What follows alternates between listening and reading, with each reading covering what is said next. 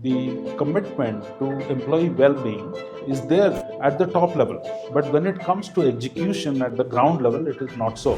Employees are not resources, but the department's called human resources. There is a lot of, I would say, hypocrisy. Rather than treating your people as purposive instruments, people are much more than that. They bring their mind, their heart, they bring their emotions to work.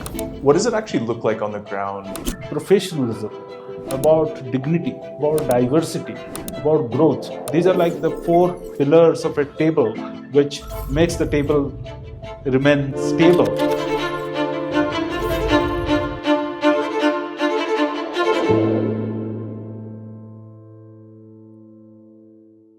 Hey everybody, welcome to another episode of Close the Loop. Really excited for today. Normally we have HR leaders on. We've had a couple CFOs, but today we get an MD and a founder of an organization. So really excited to meet Mr. Aditya Mishra from CIEL and excited to jump into this one. Great to be here. You run a company that works with tons of HR leaders. You think about HR and people practices at your own company, and you've done some work in staffing, but maybe if you can just walk through your journey for the audience, that'd be great. Yeah, I actually started my HR career way back in '99 with MAFA. And then, of course, MAFA changed hands. And as CIEL, we started in 2015. We started with the dream that we will become a very large talent acquisition company. We reached some destination and then we kind of expanded our vision. We said that we will become a full spectrum HR solutions company. Then the vision changed to cater to every stage of an employee's life cycle. What the organization needs, CIEL should have a solution. So we are on that journey. It has been exciting. We are now one of the largest in India, growing the fastest in our peer group. Yeah, that has been incredible. Yeah, no, sounds awesome. I think, and just maybe for the audience, how many employees do you have on your team at CIEL? We are internally about 1,500 people. Yeah. And one of our businesses is to provide people to other organizations who are on our payroll. So that about 45,000 people. Really competing with the biggest sorts of staffing companies out there. Yeah, absolutely. As a leader of this organization with thousands and thousands of employees, I'm sure you give advice to your customers about being people-first companies. Within CIEL, what's your kind of approach to people? What's the overall people strategy? And then maybe we can talk a little bit about, I think, a topic you're very passionate about, which is employee well-being. Yeah. So I think we work in the HR solutions space. We provide HR solutions to our clients. Hence, we must ourselves do whatever best that needs to be done. We can't be only advising. We need to do what we preach outside. And secondly, people are the most important resources that CIEL HR as an organization has. Hence, the values, the beliefs with which the organization was founded, some of those core aspects of the company, we do everything that is possible to preserve that core. And I'm sure that as long as we exist as an organization, that core will only keep us moving forward. Ambitions will keep changing, milestones will keep changing, processes will change, organization structure will change. However, the core belief will not change. So some of these core, at the core that we believe about, let's say, professionalism, about dignity, about diversity, about growth. These are like the four pillars of a table which makes the table remain stable. Core values that we are talking about are simply not there in an induction manual, but are actually practiced day to day when we are servicing a client or interacting with each other or interacting with an external stakeholder. So coming to employee well-being that you talked about is extremely critical for us as an organization, and especially in today's time for the environment in which we operate. Organizations have got multi-generational workforce. The speed at which our socio-economic transformation is happening, the differences between people in terms of the age is very stark. So the requirements, the beliefs, the expectations of employees in different levels keep changing. So it's a challenging thing for the organization to adapt to this changing paradigms. Yeah. So that's one of the things which actually brings us to the core of this employee well-being as a point. In my in early 90s, 92 is when I started working. So that time, the gap between somebody in 20s to 30s was not as pronounced as it is today. And hence the challenge for the HR in an organization to cater to the needs of people in different age groups, different departments, different kind of educational backgrounds that they come from was not so diverse. But today it is extremely diverse. Hence, employee well-being is an important challenge for all of us. Yeah. From a CEO's perspective, right? I think the right thing for any CEO to say in words is, yes, we care about employee well-being. But I think what you guys have been able to do at CL is really cool about actually translating that strategy and getting that implemented down. So what does it actually look like on the ground? I have noticed many organizations where the commitment to employee well-being is there at the top level. But when it comes to execution at the ground level, it is not so. But what we always try to do is to make sure that right from the top, the behaviors are right of the leaders. The first behavior is to show genuine interest in people rather than treating your people as purposive instruments. For example, we use a laptop or we use internet. But people are much more than that. They bring their mind, their heart to work.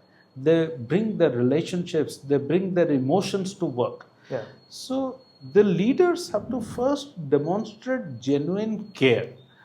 And if at all they are showing this care, then if somebody has reported sick, they will try to understand why this sickness, what has happened, and show certain degree of empathy.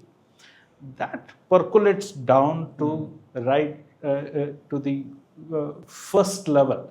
And in any organization, the people at the junior most level actually come in contact with so many other people, and an organization's brand is actually experienced through the life of those people.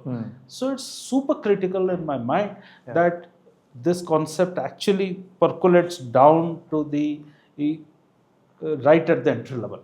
I think a lot of organizations state that employees are not resources, but the department's called human resources, right? Like there's a lot of, I would say, hypocrisy in sometimes in the way organizations approach employee well-being, right? Of course, it's on the mission statement, it's on the annual letter, but it's not really felt by the employees. You know, when you look around the market, what's your advice to other CEOs, right, to bridge that gap between strategy and actual impact to the employees? I think, as I said, the first is right from CEO, the top level leaders, the next level leaders, they have to demonstrate, they have to walk the talk that they really genuinely care about the employees.